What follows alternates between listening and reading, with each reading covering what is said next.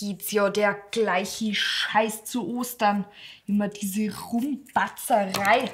Alles ist voller Farb. Die Finger, das Gewand auch noch. Sag einmal, weißt du, wo die Zeitung ist? Meinst du die da? Jetzt sag bloß, das ist die von heute. Ja, Entschuldigung, dass ich nicht aufs Datum geschaut hab. Ja, und wie soll ich jetzt aufs Klo gehen? Du wirst es auch einmal ohne Zeitung schaffen. Was soll denn der ganze Zirkus da eigentlich? Den ganzen Zirkus veranstalte ich nur, weil deine Mama morgen zum Kaffee trinken kommt.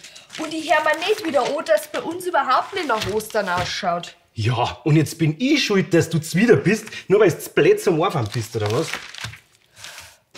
Was bin ich? Ja, die ganze Umeinanderbatzlerei da. Gibt's denn da keine einfachere Methode nicht zum Anfangen? Doch, die gibt's schon.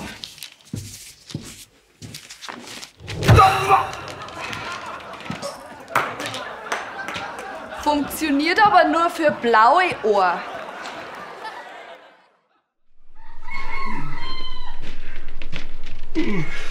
Ach, du bist ja. Kannst du dann schon mal bitte die Eier raushängen?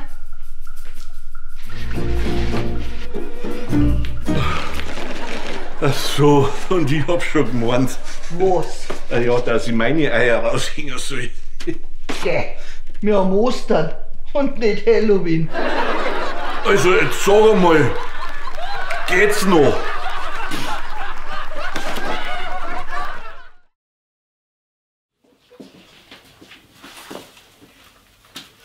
Die Nester, die habt's aber schön gemacht, Kinder. Ich bin sicher, da hat der Osterhase morgen früh was Schönes eingelegt.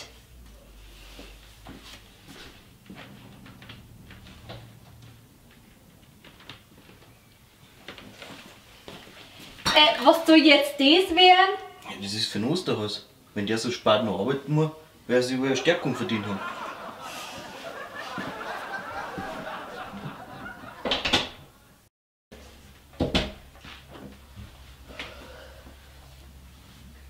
Flo! Flo! Was blärst denn so? Der Osterhaus war doch gestern noch fleißig. Ja, fleißig am Saufen, oder was? Auwe, da meine ich, hat der Osterhaus ein wenig was verwechselt. Ne? Das meine ich auch. Und der Osterhase, der hat jetzt genau 2 Minuten Zeit, das in Ordnung zu bringen, sonst kümmert sich die Frau vom Osterhase um seine Eier. Und die findet dann keiner so schnell wieder. Okay, gut. Bayern Comedy wird unterstützt durch die private Landbrauerei Schönram, Chiemgau Trachten in Bad Endorf und bavariashop.de.